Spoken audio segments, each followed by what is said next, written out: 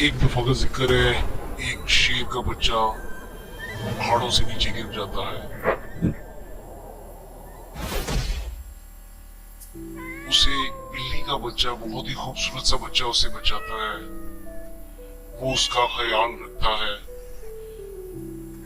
और उसे सर्दी से बचाता है, उसके खाने पीने का ख्याल रखता है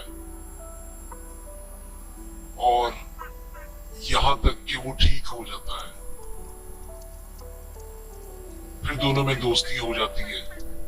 एक दफा वो जंगल में जा रहे थे कि अचानक लोमड़ी ने उन पे हमला कर दिया। वो भागते हैं और शेर का बच्चा उसे बचा लेता है। फिर वो बड़ा हो जाता है और उसी लोमड़ी से बदला लेता है उस बिल्ली का। और यूं ये कहानी यहाँ पे खत्म हो जाती है। बहुत शुक्रिया।